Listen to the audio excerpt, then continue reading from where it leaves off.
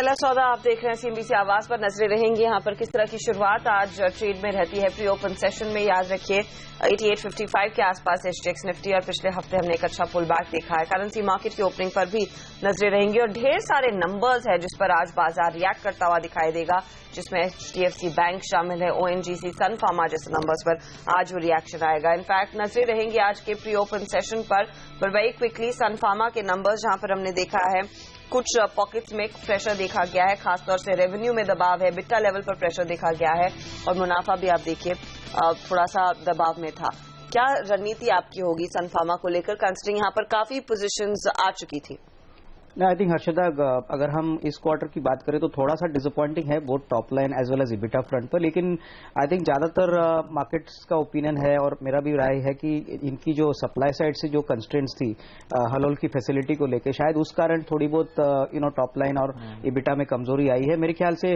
I think हालांकि थोड़ा सा स्टॉक दबाव से खुल सकता है, लेकिन आई थिंक जो अगर कोई बड़ा करेक्शन अगर आता है तो मेरे ख्याल से it would be a good opportunity to acquire Sun Pharma. मैं समझता हूं कि ये एक क्रेडिबल मैनेजमेंट है, इसकी बिजनेस मॉडल भी काफी तगड़ी है और जिस प्रकार से इनका इंटीग्रेशन बाद में रनबैक्सी के साथ होने वाला है, मेरे ख्याल से ये बड़ा पिक्चर अभी भी पॉजिटिव लग रहा है। तो I would say that longer term prospect definitely look good, but in the short term say for the next couple of days stock शायद थोड़ा सा नेगेटिव ट्रेंड दिखा सकता है। चलिए, इस बीच प्री ओपन सेशन की शुरुआत आपकी स्क्रीन पर एकदम सपाट रुझान जो एचडीएक्स निफ्टी इंडिकेशंस दे रहा था उसी के तर्ज पे एटलीस्ट इनिशियल इंडिकेशंस आते हुए, लेकिन रिएक्शंस की हम बात कर रहे थे। एचडीएफसी बैंक मजबूती के इंडिकेशंस दे रहा है। हिंडाल्को जिसने कोल ब्लॉक जीता है वहां पे पॉजिटिव साइड में बायसनेस नजर आ रही है। सेसा स्टरलाइट, उसके साथ साथ केन इंडिया जहां पे कच्चे तेल में एक तगड़ा रिबाउंड हमने फ्राइडे के ट्रेडिंग सेशन में आता हुआ देखा था, तो यूजुअल सस्पेक्ट्स आज मजबूती के साथ इंडिकेशंस दे रहे हैं कामकाज की। डिफेंसिव्स में दबाव नजर आ रहा है, तो एचयूएल, सन फार्मा, इन सब पे कमजोरी है। इस बीच रुपए की शुरुआत होती हुई 62.19 के लेवल्स पे ध्यान रखें, फ्राइडे के क्लोज पे 62.12 के आसपास शुरुआत होती हुई, तो हल्की मजबूती 7 पैसे के आसपास की। इनफैक्ट फ्राइडे को भी हमने देखा था 11 पैसे के आसपास की मजबूती थी, तो हल्की मजबूती का सिलसिला रुपए के केस में कंटिन्यू होता हुआ। लेकिन चलिए, ये ट्रेड इनिशियल सेटल हो जाए, इस समय इंडिकेशन एकदम सपाट रुझान के आ रहे हैं। लेकिन एचडीएफसी बैंक पे रिजल्ट पे रिएक्शन लेना रह गया है। मानस हमारे साथ है, मानस से जाने की कोशिश करेंगे। जो नंबर्स हैं क्विकली आपको बता दूं, एज एक्सपेक्टेड अच्छा परफॉर्मेंस है, एसेट क्वालिटी स्टेबल है। इकलौती दिक्कत की बात जो मुझे नजर आ रही है, इस क्वार्टर में प्रोविजंस इस बैंक के स्पाइक अप हुए, वो इकलौता नेगेटिव है। प्रोविजंस तिमाही दर तिमाही 23%, प्रोविजंस साल दर साल 44% बढ़ते हुए नजर आए। हालांकि मेरे ख्याल से एचडीएफसी बैंक का एडीआर हम दिखा सके तो शायद वो 1.5 से 1.25% के आसपास ही कमजोरी के साथ ट्रेड कर रहा था यूएस मार्केट्स में। हालांकि रिजल्ट तो सैटरडे को आए आज, लेकिन इनिशियल प्री मार्केट सेशन में हम देख रहे हैं अच्छे मूव्स आते हुए। मानस, चार्ट पे एचडीएफसी बैंक ऐसा लग रहा है एज एक्सपेक्टेड सॉलिड परफॉर्मेंस इस बैंक ने डिलीवर करी है? देखिए, ऑलमोस्ट सभी प्राइवेट बैंकिंग स्टॉक्स चार्ट्स पे अच्छे लग रहे हैं। जहां तक बात एचडीएफसी बैंक की, क्लियरली हाई टॉप से हायर बॉटम बन रहे हैं। तो जिस तरह फ्राइडे के सेशन में गिरावट आई, मैं समझता हूं कि कोई भी गिरावट एक अच्छी बाइंग अपॉर्चुनिटी हो सकती है। लोअर लेवल्स पे देखिए तो 1025 के आसपास बहुत सपोर्ट दिखता है, तो उसके नीचे अपना स्टॉप लॉस रखें। जो शॉर्ट टर्म टारगेट आते हैं वो कहीं ना कहीं 1150, 1175 की रेंज में आते हैं। तो मैं समझता हूं बिल्कुल एक लॉन्ग पोजीशन क्रिएट किया सकती है एचडीएफसी बैंक में। ओके, तो यहाँ पर तेजी की पोजीशन डेफिनेटली ली जा सकती है और जैसे बड़े ब्रोकरेज हाउसेस का मानना है कि आगे जाकर स्टॉक 1300 तक के लेवल्स भी दिखाएगा। ऑयल मार्केटिंग कंपनियां, जेके, इस पर मैं आपकी राय लेना चाहूंगी।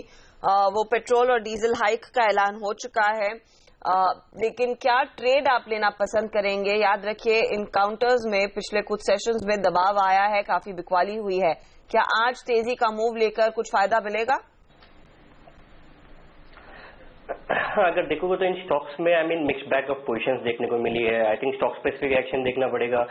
पर्टिकुलरली अगर देखोगे तो आईओसी में खुद थोड़ा बहुत वीकनेस देखने को मिल रहा है, वहां पे अभी भी थोड़े बहुत शॉर्ट पोजीशंस अभी बिल्डअप है। बट फ्राइडे के ट्रेड में देखोगे तो आई थिंक हिंड पेट्रो और बीपीसीएल में अच्छी खासी एक शॉर्ट कवरिंग देखने को मिली है।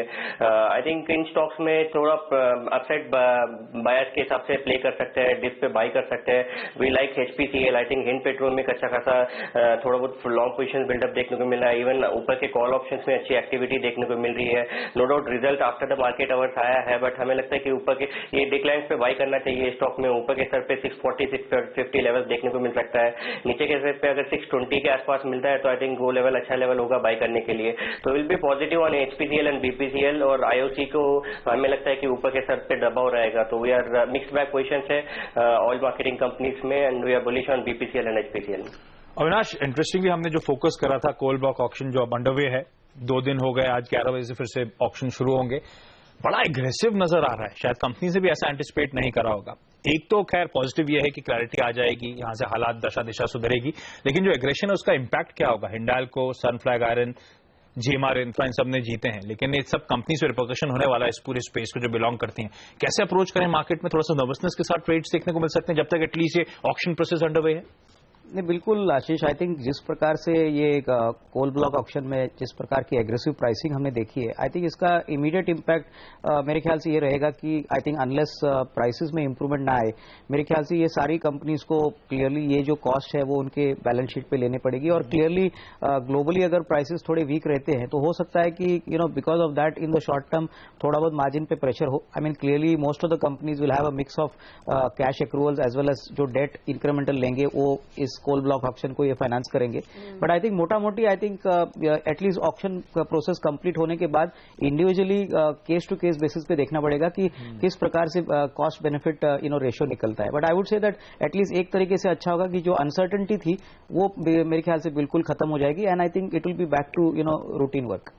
ओके, यहाँ पर हिंडाल्को को एक माइन हाथ लगी है झारखंड में और वहां पर काफी अग्रेसिव बिडिंग देखी गई थी। स्टॉक देखिए करीब 2.5% ऊपर है, लेकिन कुछ और काउंटर्स जहां पर हम एक्शन देखेंगे आज नंबर्स के लिहाज से। रिलायंस कम्युनिकेशन वो आपकी स्क्रीन पर हाजिर करेंगे क्योंकि प्री ओपन सेशन में लगभग 3-4% तक की तेजी बनती हुई दिखाई दी थी। आर्टकॉम का मुनाफा जो है करीब 31% बढ़ा है। कंसोलिडेटेड इनकम में बहुत मामूली सी बढ़त देखी गई है। मार्जिन्स में इंप्रूवमेंट जरूर देखने को मिल रही है। 1% ऊपर है ये काउंटर। मानस, टेक्निकली क्या एक ट्रेडेबल प्ले है या फिर आप अवॉइड ही करेंगे टेलीकॉम काउंटर्स को और एक स्पाइक पर बेचना बेहतर आज? बिल्कुल अवॉइड करेंगे। देखिए lower tops lower bottoms contrast आर्कॉम में देखे जा रहे हैं। पिछले 4 ट्रेडिंग सेशन में एक बाउंस बैक जरूर देखने को मिला है, बट अगर आप हायर लेवल पे देखें तो 75-76 इम्पॉर्टेंट रेजिस्टेंस है और उसको ब्रीच करना आई थिंक काफी डिफिकल्ट होगा। मैं तो समझता हूं कि इस उछाल में अगर लॉन्ग पोजीशन किसी के पास है तो निकलने की कोशिश करें, क्योंकि लोअर लेवल्स पे कहीं ना कहीं 62-65 तक के लेवल्स देखे जा सकते हैं आर्कॉम में। इस बीच सुजलॉन 20% के अपर सर्किट पे प्री ओपन सेशन में नजर आ रहा है। लेकिन अविनाश जी, एक पॉकेट जिसमें बाजार का इंटरेस्ट ऑफ लेट इंप्रूव हुआ है, पता नहीं अंडरलाइंग फंडामेंटल्स किस हद तक इंप्रूव हुए हैं, क्योंकि इन क्वार्टरली नंबर्स एक्चुअली स्ट्रांग है।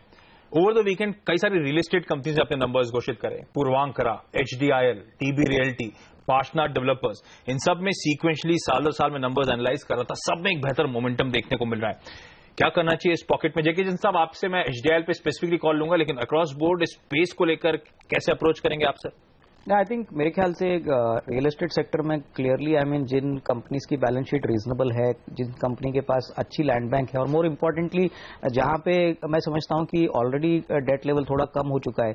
मैं अभी भी कहूंगा कि इंटरेस्ट रेट कम होते होते शायद ज्यादा टाइम लग सकता है, लेकिन जो मीडियम साइज प्लेयर है, जैसे आपने पूर्वांकरा की बात की, मेरे ख्याल से ओबेरॉय रियल्टी है, मैं समझता हूं कि selective case to case basis पे आपको अच्छी इंप्रूवमेंट देखने को मिलेगी और sentiment effect on the ground also definitely will play a big role. Rate cut होगा तो ऑब्वियसली जो अनसोल्ड इन्वेंट्री है वो भी बिक जाएगी। तो मेरे ख्याल से आई थिंक सिलेक्टेड स्पेसेस में लोकेशन वाइज आई थिंक आपको शायद अच्छी अपॉर्चुनिटी रिलेटिव स्पेस में मिलेगी।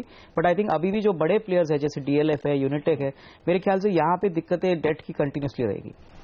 HDIL जेके आपकी क्या सलाह होगी? JP मॉर्गन कह रहा है टारगेट 140 का रहेगा फंडामेंटल बेसिस पर। हाँ, अगर यूजुअली अगर देखो स्टॉक जब भी मूवमेंट देता है आई थिंक स्टॉक बैंड में चले जाता है, बट इस बार देखिए स्टॉक करीब सिग्निफिकेंट मूव दिया है। करीब 70 से 75 से सीधा 110 तक मोमेंटम दिया था स्टॉक में एक से 1.5 हफ्ते के दरमियान। तो आई थिंक उसके बावजूद स्टॉक में कोई बैंड में नहीं गया है स्टॉक, तो क्लियरली इंडिकेट करता है ऊपर के स्तर पे कोई शॉर्ट पोजीशन बिल्डअप देखने को नहीं मिली है। और टेक्निकली भी देखोगे तो काफी स्ट्रॉन्ग पैटर्न बना रहा है, स्टॉक होल्ड कर रहा है, एक रेंज में ट्रेड हो रहा है, 105 और 115 के बीच में ट्रेड हो रहा है। तो आई थिंक स्टॉक अच्छा खासा कंसोलिडेट कर रहा है एक स्ट्रॉन्ग मूव के बाद में। तो हमें लगता है कि पोस्ट रिजल्ट ये स्टॉक वापस अपना अपसाइड रेज्यूम कर सकता है। ऊपर के स्तर पे अगर 115 के ऊपर अगर सस्टेन बेसिस पे क्लोजिंग कर देता है तो आई थिंक 130 135 इसी सीरीज पे देखने को मिल सकता है। तो I think I would suggest इस स्टॉक में बाई करना चाहिए। 105 के क्लोजिंग बेसिस पे स्टॉप लॉस लगा के इसमें बाई करना चाहिए। चलिए, लेकिन आज की ट्रेडिंग सेशन में जहां पे इंडिकेशंस आ रहे हैं कि मजबूती के साथ शुरुआत होगी, कौन से वो स्टॉक्स हैं जो ट्रेडिंग के लिहाज से आपके रडार पे नहीं चाहिए? हमारी सहयोगी हमारे साथ जुड़ चुके हैं पूजा। बताएं कौन से स्टॉक्स हैं आज तमाम टेक्निकल एनालिस्ट के रडार पर? जी, बड़े निफ्टी काउंटर्स में आज खरीदारी देखने का रुझान दिख रहा है, खासकर कि बैंकिंग स्टॉक में आज जानकार खरीदारी करने की राय दे रहे हैं। शुरुआत करते हैं पहले कॉल से। सिमी भौमिक ने यहाँ विप्रो में खरीदारी करने की राय दी है। टेक्निकल इंडिकेटर्स यहाँ पर बुलिश हैं और 400 भी काफी अच्छे दिख रहा है। 1 से 2 दिन में 670 तक के लेवल्स इस काउंटर में देखने को मिल सकते हैं। दूसरे कॉल में कोटक महिंद्रा बैंक में निशान जैन खरीदारी करने की राय दे रहे हैं। इनका मानना है कि 3 से 4 दिन में 1350 तक के लेवल्स इस काउंटर में देखने को मिल सकते हैं। अगले 2 कॉल्स के लिए हमारे साथ बने हुए हैं मानस जयसवाल। गुड मॉर्निंग मानस, बताइए आज आप भी खरीदारी करने की राय देंगे? बिल्कुल खरीदारी करने की राय देंगे पूजा। पहला तो कैनरा बैंक रहेगा जहां पर करीब करीब 80 रुपए की गिरावट देखी गई थी, बट स्टॉक ने 200 डे मूविंग एवरेज पे सपोर्ट लिया। फ्राइडे के सेशन में अच्छे वॉल्यूम्स के साथ स्टॉक ने बाउंस बैक दिया है। मैं समझता हूँ रिकवरी अभी और बढ़ेगी। स्टॉक 435 के लेवल्स आने वाले टाइम में टेस्ट कर सकता है, तो वो हमारे टारगेट रहेंगे 406 के स्टॉप लॉसेस। दूसरा स्टॉक पावर ग्रिड रहेगा जहां पर 150 के अहम रेजिस्टेंस ब्रीच हुए हैं। पिछले 2 दिनों में वॉल्यूम्स भी काफी बेहतर थे, तो मैं समझता हूँ यहाँ पर एक शार्प अपमूव देखने को मिल सकता है। 157 के टारगेट्स रहेंगे और स्टॉप लॉसेस 149 के। थैंक यू मानस। आखिरी कॉल में मोहित गाबा एक एफएमसीजी काउंटर आईटीसी में खरीदारी करने की राय दे रहे हैं। इनका मानना है कि कंसोलिडेशन ब्रेकआउट देखने को मिला है और मोमेंटम इंडिकेटर्स भी यहाँ पर बाइंग मूव में है और 4 दिनों में स्टॉक में 390 तक के लेवल्स देखने को मिल सकते हैं। 5 ही कॉल्स में आज जानकार तेजी करने की राय दे रहे हैं। चलिए, तो ये तमाम टेक्निकल आइडियाज हैं जो आज आप फोकस करते दिन पे लेवल्स और टारगेट्स आपकी स्क्रीन पर आए थे, लेकिन भारतीय बाजारों में अब ट्रेड सेटल होते हुए इंडिकेशंस आ रहे हैं कि एसजीएक्स निफ्टी जो इंडिकेट कर रहा था एकदम फ्लैट नोट पे शुरुआत होगी, मजबूती के साथ इंडिकेशन है ऑलमोस्ट 1/4% के आसपास। तो मंगलवार जो बीते हफ्ते हमने पॉजिटिव मोमेंटम शुरू हुआ था, आधे % के आसपास के गेन्स, वेडनेसडे को 2 तिहाई, उसके बाद लगातार 1% के आसपास की तेजी थी। इस नए हफ्ते की शुरुआत पे भी हम मजबूती के साथ ही आगाज करते हुए नजर आएंगे।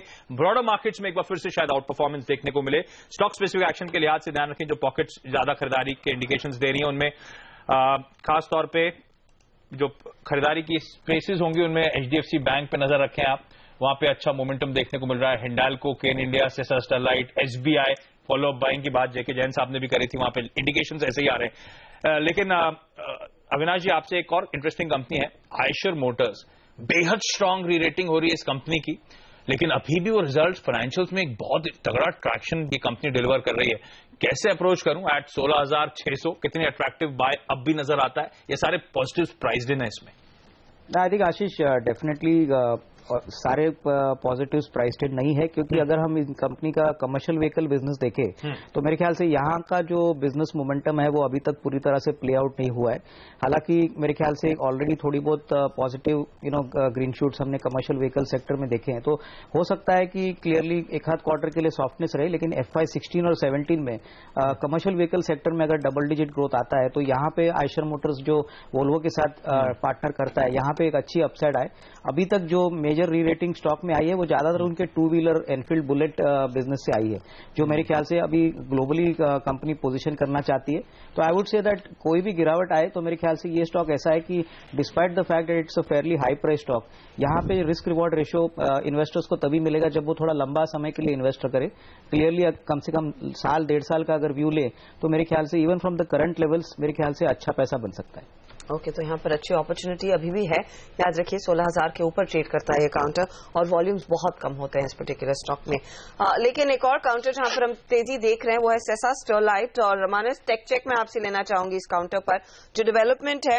ये जो फर्स्ट स्टेज में कंपनी के बिड्स को कोल ब्लॉक के लिए बाहर रखा गया था, इन्होंने दिल्ली हाई कोर्ट को अप्रोच किया और वहां से कुछ रिलीफ जरूर मिला है। अब टेक्निकल टीम कमेटी वो जांच करेगी और 6 बिड्स में इन्होंने हिस्सा लिया था। स्टॉक में जो हल्का पुल बैक आने की संभावना दिख रही है इस प्री ओपन सेशन में, क्या आज के लिए एक लार्जर तेजी का ट्रेड बनता दिख रहा है आपको? हर्षिता, देखिए 320 के लेवल से हम लगातार लोअर टॉप लोअर बॉटम देख रहे थे और पिछले दिनों स्टॉक ने एक बेस बना लिया है 180 और 200 की रेंज में, और वहां पर हमें इंडिकेशन भी हायर टॉप्स हायर बॉटम्स के मिल रहे हैं। बट एक अहम रेजिस्टेंस है 220 का। अगर 220 के लेवल्स ब्रीच हो जाते हैं तो बिल्कुल एक डिसेंट अपमूव मिलना चाहिए। स्टॉक कम से कम 250 तक के लेवल्स उस केस में टेस्ट कर सकता है, तो 220 के ऊपर डेफिनेटली स्टॉक एक बाय है। उस केस में स्टॉप लॉस 205 के नीचे होंगे।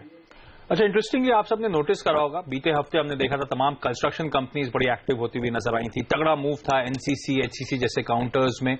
अब वो तमाम इंफ्रा कंपनीज को लेकर भी बाजार में काफी खबरें आ रही हैं। मिसाल के तौर पे गैमन इंफ्रा ने तो अपने रिजल्ट्स घोषित करें, एक बार फिर से कंपनी ब्लैक पे पहुंचती हुई, तो स्टॉक पे आप रडार पे रखें।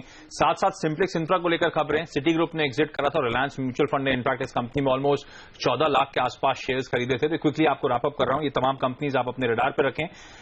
इन सब में आज बाजार एक्शन में रहेगा। मैक्लार्ड रसल एक और काउंटर था फ्राइडे के ट्रेडिंग सेशन में, हमने देखा था तगड़े मूव्स आते हुए लंबे अरसे बाद। वहां पर भी आईडीएफसी म्यूचुअल फंड ने मेरे ख्याल से 90,000 शेयर्स के आसपास खरीदे हैं। इस बीच भारतीय बाजार में कारोबार की शुरुआत होने वाली है। ध्यान रखें, ग्लोबल क्यूज जो ग्लोबल सेटअप है वो पॉजिटिव नजर आ रहा है। अमेरिकन मार्केट्स में 1/4 से 3/4% के आसपास के अप मूव्स थे। यूरोपियन मार्केट्स में हमने अच्छा मोमेंटम देखा था। कच्चे तेल में उबाल आता हुआ 61.5 के आसपास ब्रेंट क्रूड के दाम पहुंचते हुए। और एशियन मार्केट्स इंडिकेट करें, सुबह शायद एक इकलौता मार्केट था चाइनीज शांघाई बाजार था जो लाल निशान में कामकाज कर रहा था, वहां पे भी अब ट्रेंड रिवर्सल देखने को मिल रहा है। और इनिशियल टेक्स इंडिकेट कर रहे हैं कि शायद भारतीय बाजारों की शुरुआत आज 1/4% के आसपास की बढ़त के साथ होती हुई नजर आएगी। तो लगातार शायद 5वां कारोबारी सत्र होगा जब भारतीय बाजार हरे निशान के साथ ओपनिंग दिखाते हुए नजर आएंगे। और इस बीच कारोबार की शुरुआत होती हुई निफ्टी में ऑलमोस्ट 1/3% के आसपास के अपटिक्स के साथ यहां पे शुरुआत होती हुई। सेंसेक्स में भी 1/4% के आसपास की मजबूती, 70 अंक के आसपास के गेंस के साथ। इनफैक्ट निफ्टी 88.28 के लेवल्स के आसपास कामकाज करता हुआ ऑलमोस्ट 25 अंक के आसपास मजबूती। तो 1/4 से 1/3% के आसपास कहीं न कहीं इंडियन मार्केट सेटल होते हुए आपको नजर आएंगे। कौन से वो स्टॉक्स है जिनमें खरीदारी आ रही है, क्विकली आपको रन थ्रू करा दूं। हिंडाल्को में खरीदारी 2.5% के आसपास के मूव, तो क्लैरिटी पे बाजार शायद ज्यादा फोकस कर रहा है, ना कि एग्रेसिव बिडिंग पर। स्टरलाइट में भी उसी के चलते आप एक मजबूती आती हुई 2.25% के आसपास के अपटिक्स हैं। इंटरेस्टिंगली जेके जैन साहब ने हाईलाइट भी करा था और बीपीसीएल आज मजबूती के साथ ट्रेड कर रहा है, 2.25% के आसपास की मजबूती यहां पे देखने को मिल रही है। डीएलएफ में फॉलोअप बाइंग आती हुई, तो रियल एस्टेट कंपनीज फिर से बाजार के फोकस में। एसबीआई में हम देख रहे हैं फॉलोअप बाइंग, 8% के आसपास फ्राइडे को तेजी थी और आज 2.25% के आसपास की मजबूती है। गेन इंडिया धीरे धीरे करके, ध्यान रखें, 228-225 के लोज से अब इस समय 260 पे ट्रेड करता हुआ 2.25% की मजबूती ऑब्वियस है, कच्चे तेल में उबाल का फायदा मिल रहा है इस कंपनी को। टाटा स्टील में हम मजबूती के साथ ट्रेड देख रहे हैं। रिजल्ट का रिएक्शन बता दूं आपको, एचडीएफसी बैंक 2.25% के आसपास के अपटिक्स के साथ ट्रेड करता हुआ। इनफैक्ट इसके साथ साथ सन फार्मा आपकी स्क्रीन पर आएगा, वहां पे देख लीजिए किस तरह के रिएक्शन रिजल्ट के फ्रंट पे आते हुए। सन फार्मा में आज के ट्रेडिंग सेशन में हम देख रहे हैं 2-2.25% के आसपास की कमजोरी के साथ कामकाज होता हुआ। न सिर्फ Tata motors, Tata power, Tata group companies में flat to mildly positive zone में ओपनिंग होती हुई, लेकिन दबाव आ रहे हैं जिन स्टॉक्स में, वो क्विकली रन थ्रू करा दूं। सन फार्मा की हमने बात करी थी, निफ्टी का इस समय सबसे बड़ा लूजर है, 2.5% के आसपास की कमजोरी है। लेकिन इसके अलावा महिंद्रा एंड महिंद्रा में वो कमजोरी का सिलसिला बरकरार होता हुआ। फ्राइडे को आपको याद होगा रिजल्ट्स के चलते एक शार्प रिएक्शन था, हालांकि रिजल्ट्स के इंटरनल्स इतने स्ट्रॉन्ग इंडिकेशंस नहीं दे रहे थे, वन ऑफ्स थे। 1% के आसपास की कमजोरी यहां पर आती हुई। बीएचईएल में वो दबाव का सिलसिला कंटिन्यू होता हुआ, 2/3% के आसपास की कमजोरी के साथ ट्रेड। वायदा बाजार की तरफ मूव करें, वहां पे किस तरह का एक्शन देखने को मिल रहा है। रैनबैक्सी और सन फार्मा यूजुअल सस्पेक्ट्स आज दोनों कमजोरी के साथ ट्रेड करते हुए। इन्फोसिस में हम देख रहे हैं 1% के आसपास का दबाव है, तो एक हेवी वेट पॉकेट वो कम करती हुई इन्फोसिस में कमजोरी के साथ ट्रेड्स देखने को मिल रहे हैं। एचयूएल जैसे दिग्गज में भी 1/4% के आसपास की कमजोरी है। तो ये कुछ स्पेसिफिक स्टॉक जो वायदा में एक्टिव होते हुए। एचडीआईएल, हम बात कर रहे थे रियल एस्टेट कंपनीज की, वायदा में सबसे ज्यादा एक्टिव इस समय 6.5% के आसपास का उछाल है। यूनिटेक ने भी नंबर्स जो मैंने मिस आउट कर दिया था, इस कंपनी ने भी अपने नंबर्स घोषित करें, 4.5% के आसपास वायदा में मजबूती। रिलायंस कम्युनिकेशन हर्षद ने बात करी थी, यहां पे भी 3.25% के आसपास के अपटिक्स। और जीएमआर इंफ्रा 2.5% के आसपास की गेंस, एक और वो कंपनी जिसने एक coal block over the weekend जीता था। लेकिन ब्रॉडर मार्केट्स में 2/3% के आसपास मिड कैप स्टॉक्स परफॉर्म करते, तो वहां पे हर सदा आउट परफॉर्मेंस कंटिन्यू होता हुआ। जी हाँ, यहाँ पर अच्छी बढ़त देखने को मिल रही है इंडेक्स लेवल पर। लेकिन आशीष, कुछ स्पेसिफिक स्टॉक्स है जहां पर आउट परफॉर्मेंस ज्यादा देखा जा रहा है।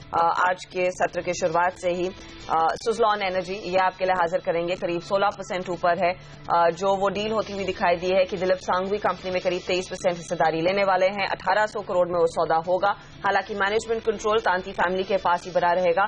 स्टॉक ने एक रिएक्शन दिया है, 15% ऊपर है ये। गैमन इंफ्रा नंबर्स के बाद, जैसे आशीष भी मेंशन कर रहे थे, वहां पर हरकत देखने को मिलेगी और नंबर्स आप देखिए वो पॉजिटिव रहे हैं, इसीलिए स्टॉक को एक थम्स अप मिला है और काउंटर करीब 13% ऊपर। सन फ्लैग आयन, ये वो कंपनी है जिसे हिंडाल्को के अलावा एक कोल ब्लॉक मिला है बेलगाम में, और उसका पूरा फायदा देखिए रिफ्लेक्ट होता हुआ प्राइस में देखने को मिला है। सीएसई को भी एक अलॉटमेंट हुई है, लेकिन वो स्टॉक आप देखिए इतना ज्यादा रैली नहीं कर रहा है। सीएसई में इनफैक्ट बिकवाली का दबाव है, करीब 1% तक की गिरावट देखने को मिल रही है। दूसरे काउंटर्स जो काफी एक्टिव है आज, उनमें डीबी रियल्टी शामिल है, करीब 5% के अपर सर्किट पर ये ट्रेड दिखेगा। आईओसी में हमने देखा करीब 3% तक की तेजी बनती हुई दिखाई दी है।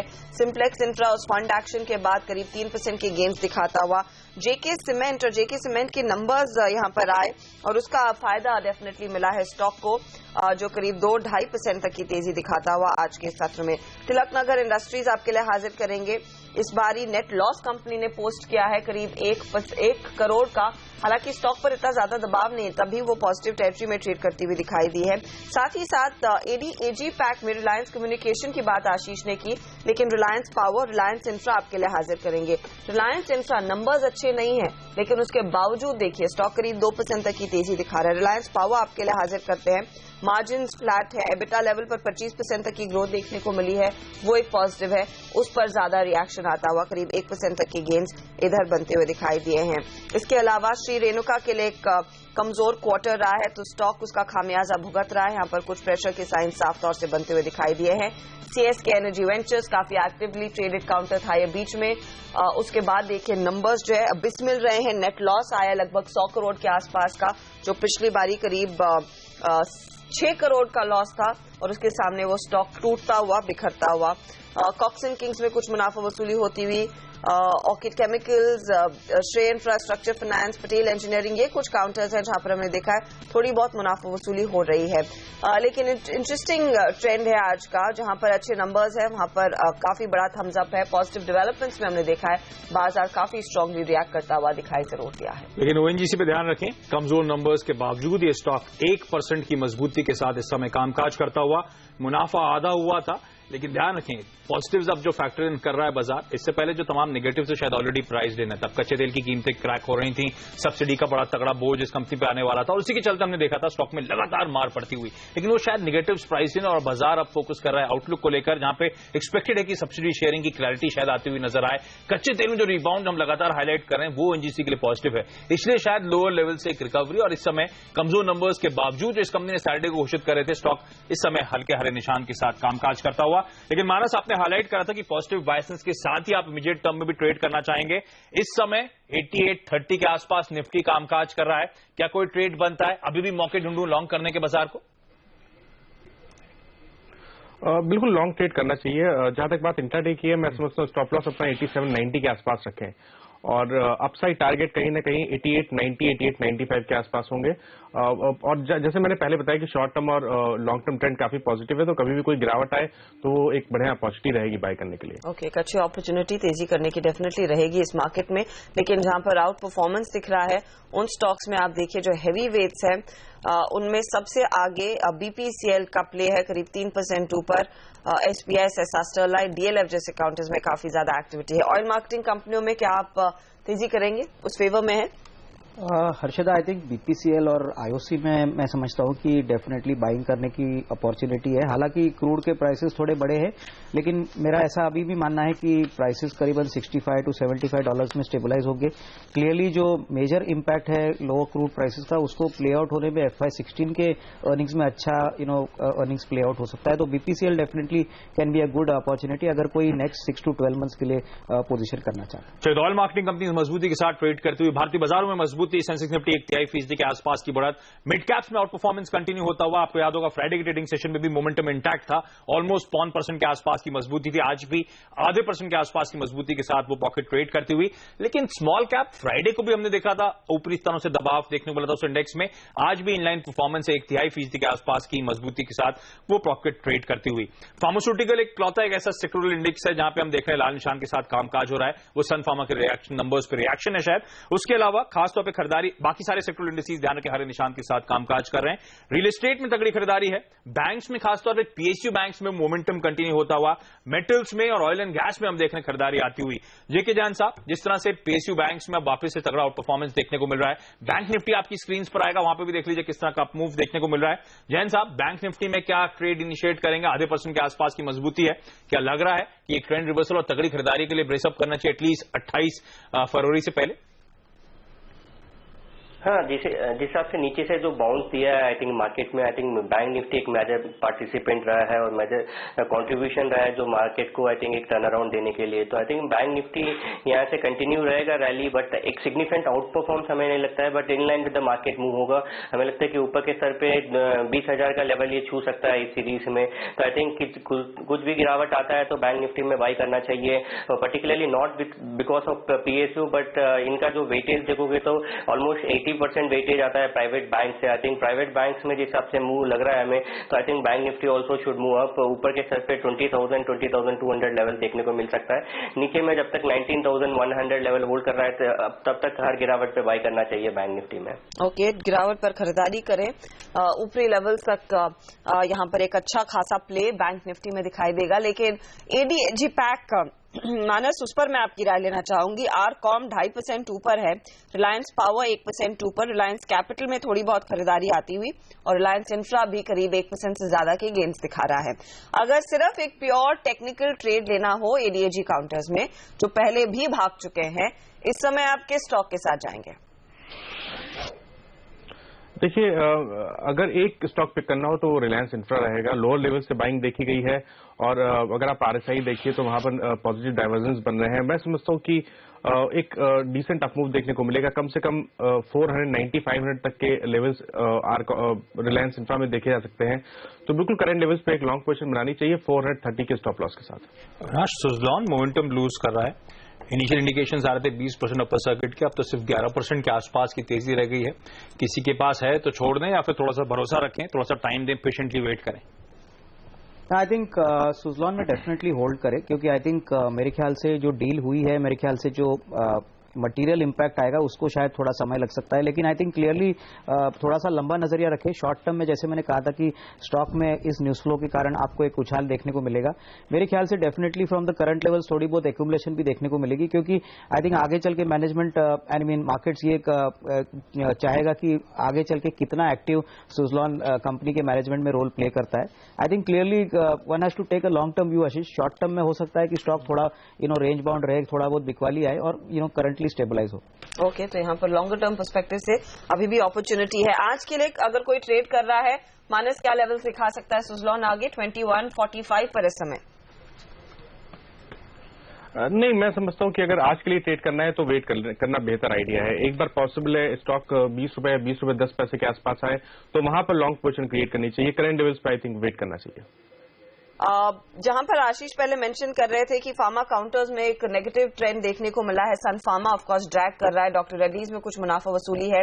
दो काउंटर्स जेके वायदे में जहां पर तेजी है, एक तो ऑरबिंदो फार्मा और वॉकहार्ट। क्या तेजी की पोजीशन लेंगे, लॉन्ग करेंगे? नहीं, ऑरबिंदो फार्मा में पोस्ट रिजल्ट्स काफी हद तक वोलेटाइल मूवमेंट देखने को मिला है। स्टॉक में आई थिंक सिग्निफिकेंट गिरावट देखने के बाद एक बाउंस प्ले हो रहा है इसमें। इस स्टॉक में मैं अभी अवॉइड करने के लिए सलाह दूंगा। जब तक ये स्टॉक कंसोलिडेट नहीं करता है तब तक इसमें दूरी रहना बेटर है। वोलेटिलिटी काफी हाई है। As far as Wockhardt Pharma काफी हद तक स्ट्रॉन्ग मूव दिया है स्टॉक में। हमें लगता है कि अभी भी तेजी बरकरार रहेगा, बट FNO वायदा बाजार में आई थिंक ये स्टॉक बैन में है, तो आई थिंक फ्रेश पोजीशन नहीं ले पाएंगे। बट जिनका लॉन्ग पोजीशन है, मैं ये सलाह दूंगा कि इसको होल्ड कीजिए। थोड़ा स्टॉप लॉस डीप रखना पड़ेगा, अराउंड 1420 का एक स्टॉप लॉस रखना पड़ेगा। ऊपर के स्तर पे स्टॉक इवन 1700 1750 लेवल्स भी जाने के चांसेस हाई है स्टॉक में, तो जिनका पोजीशन लॉन्ग है वो होल्ड कर सकते हैं स्टॉक को। फिर HB CSC जैसे अर्शदा हाईलाइट करी थी, कमजोरी के साथ ट्रेड कर रहा है। ध्यान रखें इसका जो सारी सोताली ब्लॉक है वेस्ट पश्चिम बंगाल में, उसके लिए जो लास्ट रिपोर्ट्स आई थी बड़ी एग्रेसिव ट्रेड्स बिडिंग देखने को मिल रही है। मेरा जो रिजर्व प्राइस था उससे 4 गुना ज्यादा एग्रेसिव बिड्स चल रही हैं और शायद ये बिड्स आज कंटिन्यू होती हुई नजर आएंगी। इसीलिए CSC दबाव के साथ इस समय कामकाज करता हुआ। लेकिन चलिए, हमारे तीनों एक्सपर्ट्स से विदा लेने का समय आ गया है। मानस, अविनाश, JK साहब, आप तीनों का इस CNBC आवाज के साथ जुड़ने के लिए बहुत बहुत धन्यवाद। लेकिन अभी लेंगे एक ब्रेक के बाद हमारे साथ होंगे मोतीलाल ओसवाल AMC के सीनियर फंड मैनेजर ताहिर बादशाह। उनसे जानेंगे बाजार पे यहां से क्या नजरिया बन रहा है, किस तरह का आउटलुक वो मान के चल रहा है।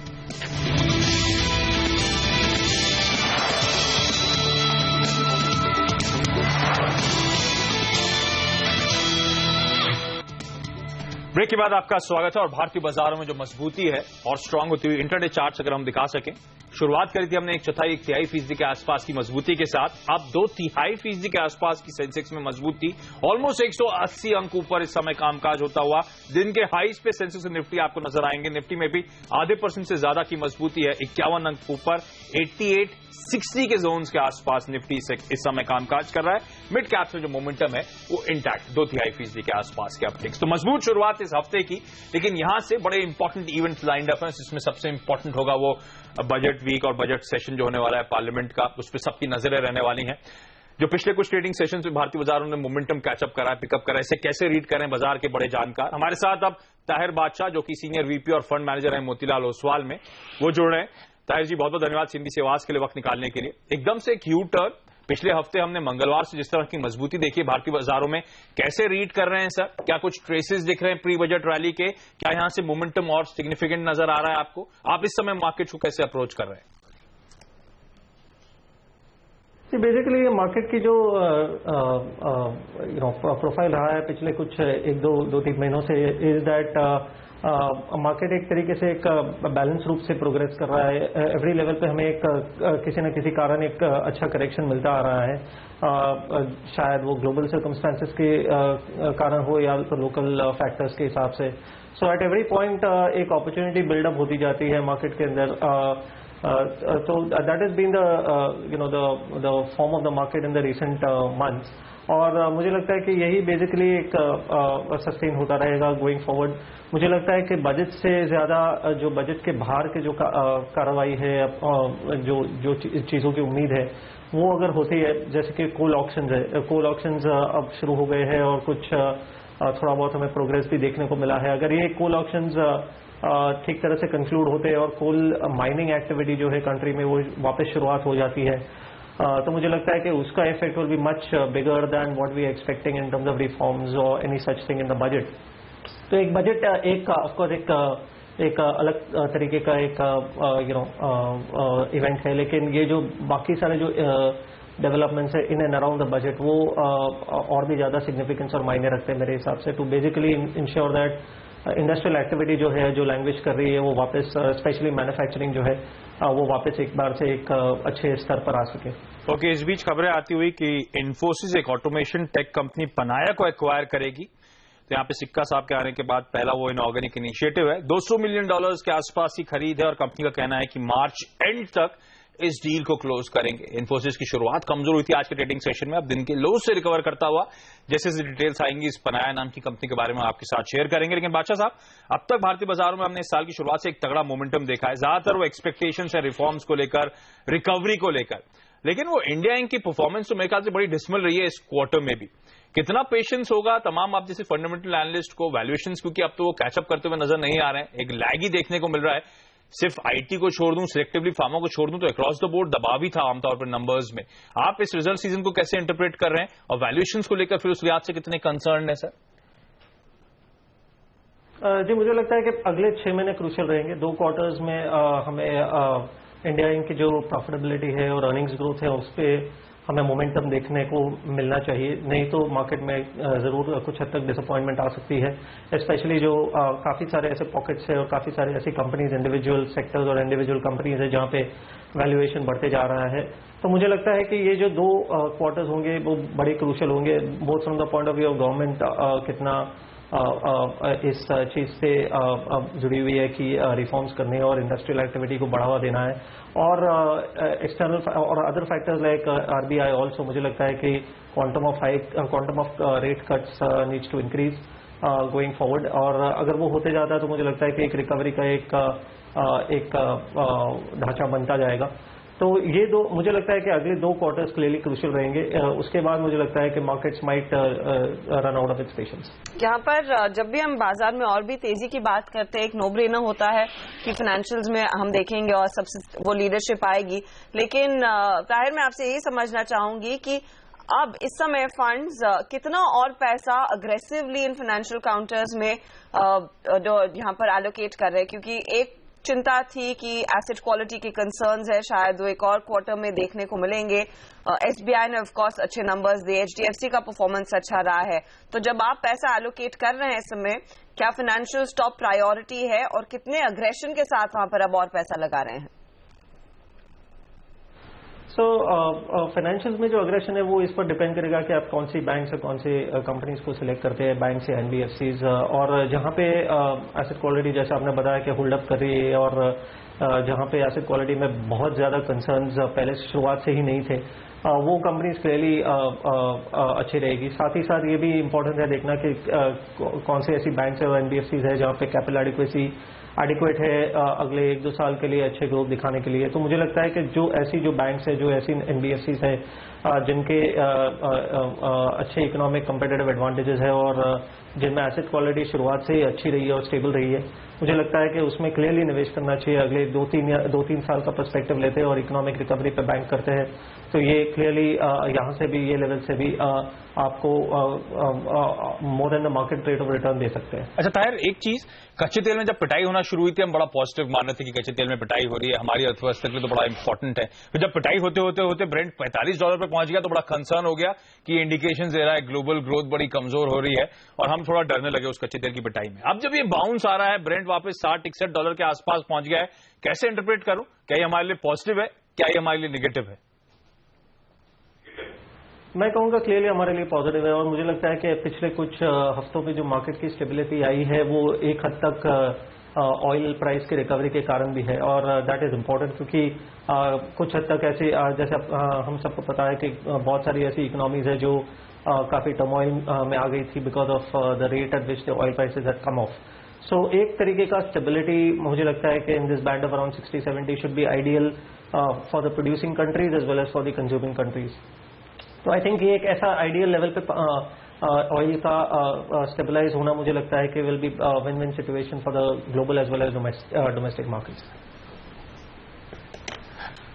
चलिए शुक्रिया ताहिर हमारे लिए समय निकालने के लिए। और ताहिर बादशाह का यही कहना है कि यहाँ से मार्केट धीरे धीरे करके हायर ग्राउंड की तरफ बढ़ेगा जरूर, तो बुलिश नजरिया बनाए रखें और हर डिप पर एक अपॉर्चुनिटी है स्टॉक्स को खरीदने की और इस रैली को मिस नहीं करना चाहिए। हम लेंगे इसी के साथ एक छोटा सा ब्रेक, लेकिन ब्रेक के बाद फोकस ऑफ कोर्स मार्केट्स पर रहेगा और खास तौर से बजट से क्या एक्सपेक्टेशन है मार्केट्स के बिग बुल्स की। गुलटेक चंदानी, निर्मल जैन, नीलेश शाह हमको बताएंगे इस ब्रेक के बाद।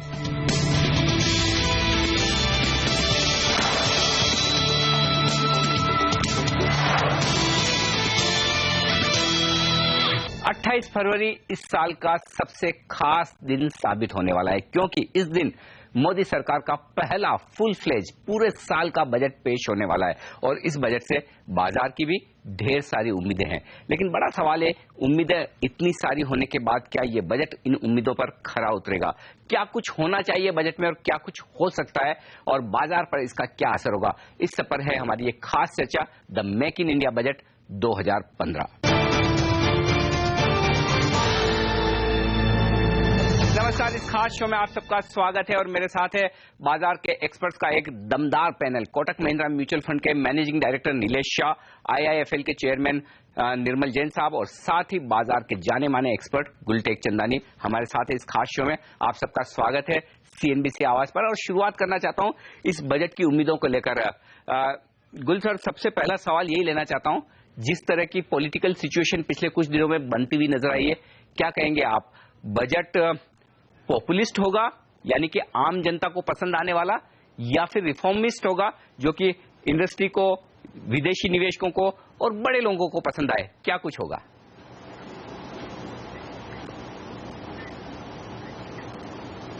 अनिल, कोई भी पॉलिटिकल पार्टी को 4-5 कॉन्स्टिट्यूएंसी होती हैं। एक तो फॉरेन इन्वेस्टर्स और then foreign stock market investors, domestic investors and obviously the domestic public.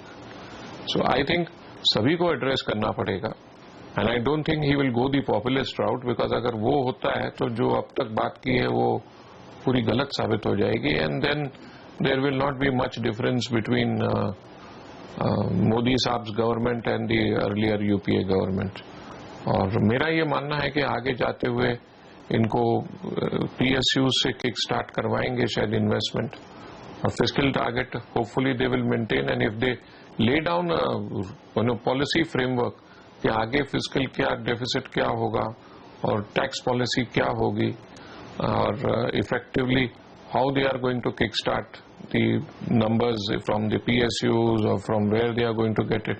They must elaborate that. अगर ये इतना भी कर देते हैं और बाकी तो रिफॉर्म्स जो चल ही रहे हैं, जो अभी ऑर्डिनेंसेस पास किए थे, आगे जाके इनको पास करवा लीजिए किसी भी तरह से, जॉइंट सेशन बुला के या और किसी तरीके से। और थोड़ा बहुत तो मुझे लगता है कि पॉलिटिकल पार्टीज ने माना भी है कि ऑब्स्ट्रक्शनिस्ट नहीं होना है। तो अगर ये 2-3-4 चीजें हो जाती हैं, most important being fiscal deficit, then the tax policies, and then how they are going to spur the economy by investments through PSUs and not definitely by throwing money from the printing money by the government. निर्मल जी, क्या आप उस camp में है जो ये समझता है कि 4 साल और अभी सरकार के बाकी है, पहला ही बजट है, क्या फर्क पड़ता है अगर दिल्ली के चुनावों से थोड़ा सबक लेकर आम जनता के इंटरेस्ट का, उनके लिए अच्छा लगने वाला बजट पेश किया जाए, बजाय इसके कि रिफॉर्म्स पर बहुत ध्यान दे, ग्रोथ पर बहुत ध्यान दे, अभी 4 साल बाकी है, थोड़ी सी सहानुभूति वापस ले लें? क्या इस तरह के जो एक पॉसिबिलिटी है बजट में अब बनने की, क्या आपको लगता है सरकार उस पर काम करेगी, या पहले वाला वही ग्रोथ का एजेंडा बजट पर हावी होगा?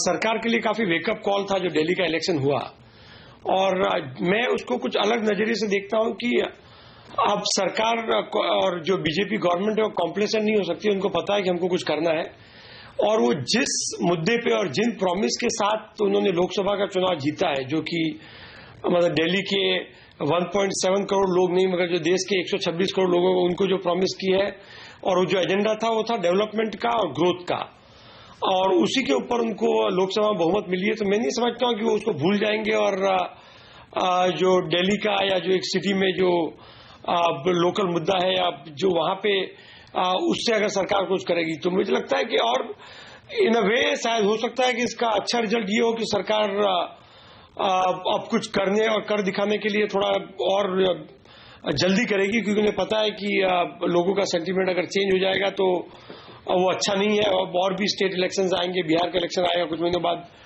और उनको जो काम करना है वो वही करना है जो उन्होंने प्रॉमिस की है। तो रिफॉर्म और डेवलपमेंट और ग्रोथ जो है उस पर मुझे लगता है ज्यादा फोकस होगा। और एक तरीके से अगर आप देखो तो मतलब कोई भी सरकार या इस देश में वो किसी के लिए उचित नहीं होगा कि आप गरीबों को भूल जाओ और सिर्फ स्टॉक मार्केट या पैसे वालों लोगों की दृष्टि से सोचो।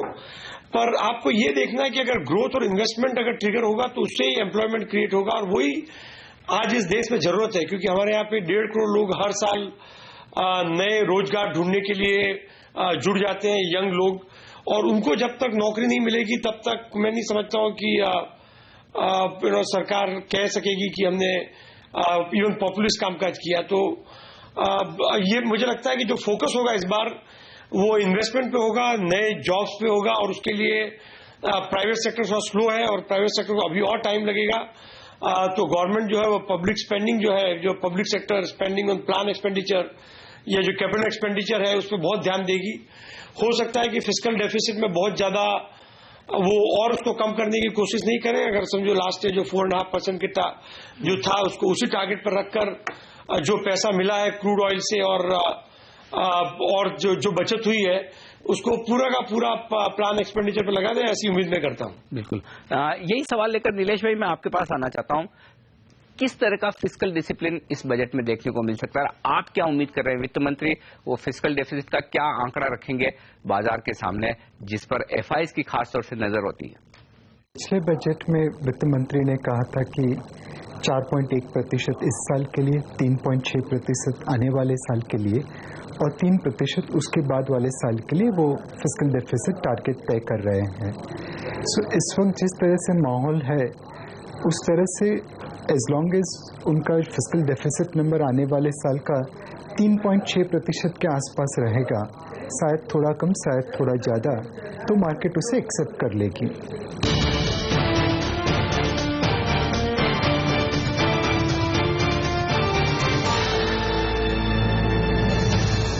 चलिए, लेकिन अभी लेंगे एक ब्रेक के बाद लेकर आएंगे आपके लिए जैकपॉट शेयर, वो शेयर जिसमें आपको मालामाल बनाने का होता।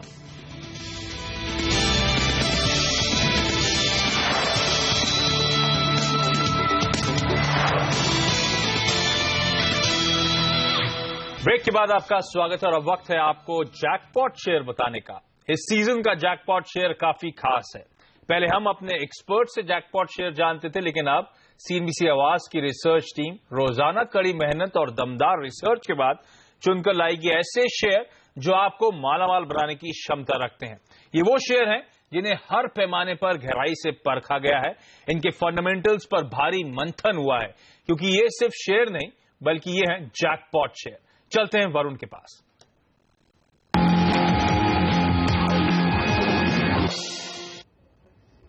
देखिए, डिफेंस क्षेत्र की दिग्गज कंपनी भारत इलेक्ट्रॉनिक्स यानी कि बीईएल है आज का हमारा जैकपॉट शेयर। कुछ दिनों पहले आपने गजब का मोमेंटम इस काउंटर में देखा होगा, लेकिन हमारा मानना है कि अब भी इस काउंटर में काफी पोटेंशियल बाकी है और भी बेहतर मोमेंटम आपको इस काउंटर में देखने मिल सकता है। सबसे पहले इस कंपनी के बैकग्राउंड या फिर पेरेंटेज के बारे में बात करें तो सरकार की एक नवरत्न कंपनी है ये कंपनी। सरकार का अच्छा खासा तगड़ा 75% हिस्सा है इस कंपनी में। यही नहीं, एलआईसी का भी करीब 6% हिस्सा है इस कंपनी में और एफआईआई का भी करीब 2.3% की तगड़ी होल्डिंग है इस कंपनी में। ये कंपनी डोमेस्टिक इलेक्ट्रॉनिक मार्केट में 44% मार्केट शेयर के साथ एक मार्केट लीडर है। तो पेरेंटेज और बैकग्राउंड के हिसाब से ये कंपनी हमें काफी बेहतर लगती है। इसके बाद बात करते हैं दूसरे पैरामीटर के, यानी कि वैल्यूएशन के। काफी सारी कंपनीज है जो डिफेंस क्षेत्र में काम करती है, लेकिन कुछ दिग्गज कंपनियों के साथ इसका कंपैरिजन किया जाए जैसे कि एल&टी और भेल, तो उस कंपैरिजन में ये कंपनी हमें काफी सस्ती नजर आती है। अगर आप एल&टी को देख ले तो FY16 के करीब 28 टाइम्स पी पे ये कंपनी ट्रेड करती है, FY17 के करीब 25 टाइम पी पे ये ट्रेड करती है। वहीं भेल को अगर आप देख ले तो FY16 के 31 टाइम्स पी पे ये ट्रेड करती है और FY17 के करीब 28 टाइम्स पी पे ये ट्रेड करती है। लेकिन इसके कंपैरिजन में अगर आप बीएल को देखें यानी कि भारत इलेक्ट्रॉनिक्स को देखें तो करीब करीब वो 22 से 23 टाइम FY16 के पी पे ट्रेड करती है और अगर FY17 के पी देखें तो करीब 21 टाइम FY17 के पी पे कंपनी ट्रेड करती है। यानी कि वैल्यूएशन के लिहाज से ये कंपनी हमें काफी बेहतर लगती है। सिर्फ इंडियन कंपैरिजन नहीं, अगर आप ग्लोबल कंपैरिजन भी इस कंपनी का करें तो चाइना एरोस्पेस जो कि इसी फील्ड की एक कंपनी है, इसी साइज की एक कंपनी है, FY16 का अगर आप पी देखें तो 42 टाइम्स FY16 के पी पे ट्रेड करती है। तो उस लिहाज से भी अगर हम देखें तो ग्लोबल कंपैरिजन में भी ये कंपनी काफी सस्ती हमें यहां नजर आती है। इसके बाद इस कंपनी के तीसरे पैरामीटर की बात करें यानी कि बैलेंस शीट के बारे में, तो इस कंपनी के ऊपर जीरो डेट है, यानी कि जीरो डेट वाली कंपनी है ये। करीब 4600 करोड़ का इस कंपनी के ऊपर कैश है और मैं आपको बता दूं कि काफी कम कैपेक्स लगता है इस कंपनी के लिए और हर साल ये कंपनी करीब 1000 करोड़ रुपए का कैश जनरेट करती है। तो बैलेंस शीट इस कंपनी की काफी स्ट्रांग है। सिर्फ यही नहीं, कंपनी की ऑर्डर बुक पोजीशन देखें तो वो भी कंपनी की काफी स्ट्रांग है। करीब 22,000 करोड़ के ऑर्डर बुक है इस कंपनी की। FY15 के पहले 9 महीने में करीब 2,500 करोड़ रुपए के ऑर्डर कंपनी को मिले थे, लेकिन मैनेजमेंट का साफ कहना है कि FY15 में कुल मिला के करीब 5,000 करोड़ के ऑर्डर्स कंपनी को मिलने वाले हैं। यानी कि Q4 FY15 में कंपनी को करीब करीब 2,500 करोड़ के और ऑर्डर्स मिलने वाले हैं। और सिर्फ यही नहीं, FY16 में कंपनी को करीब 7 से 7,500 करोड़ के और भी ऑर्डर्स मिलने की यहाँ उम्मीद है। यानी कि बैलेंस शीट और ऑर्डर बुक के लिहाज से ये कंपनी काफी आकर्षक है। लेकिन जो सबसे इंपॉर्टेंट फिगर है कंपनी का, वो है कंपनी का आउटलुक। आपको याद होगा कि मोदी सरकार का जो पूरा एम है वो भारत को डिफेंस मैन्युफैक्चरिंग हब बनाने का है और मेक इन इंडिया जो प्रोग्राम है वो भारत सरकार के काफी लाइमलाइट में है और इसका सबसे ज्यादा फायदा यहाँ भारत इलेक्ट्रॉनिक को हो सकता है, क्योंकि ये कंपनी डोमेस्टिक इलेक्ट्रॉनिक मार्केट में 44% के साथ मार्केट लीडर है। सिर्फ यही नहीं, मैं आपको बता दूं कि भारत करीब 70% अपनी जो डिफेंस की रिक्वायरमेंट है उसे फिलहाल इंपोर्ट करता है और 30% डोमेस्टिक मार्केट में मैन्युफैक्चर करता है। और दरअसल भारत सरकार का ये एम है कि इस रेशियो को रिवर्स किया जाए, यानी कि 70% भारत में ही मैन्युफैक्चर किया जाए। तो मैं आपको बता दूं कि भारत सरकार, ये जो नई सरकार जब से आई है तब से करीब $32 बिलियन के जो डिफेंस के इक्विपमेंट के ऑर्डर्स है उन्हें फास्ट ट्रैक किया गया है। उसमें से 75% भारत में बनाने का लक्ष्य रखा गया है। और दरअसल एनालिस्ट कम्युनिटी भी ये मानती है कि आगे जाके भारत सरकार की जो डिफेंस में स्पेंडिंग है जो FY05 से FY14 तक करीब 10% CAGR से ग्रो होते हुए नजर आई थी, वो FY20 तक करीब 15 से 17% CAGR की ग्रोथ आपको दिखाई देते हुए नजर आएगी और इसका सबसे बड़ा बेनिफिशियरी भारत इलेक्ट्रॉनिक हो सकता है। तो जरूर है कि क्लीन बैलेंस शीट है, वैल्यूएशंस काफी बेहतर है, ऑर्डर बुक काफी अच्छी है और सबसे बेहतर जो चीज है वो है आउटलुक, जो कि कंपनी का काफी रोबस्ट नजर आता है और इसके लिए ये आज हमारा जैकपॉट शेयर है।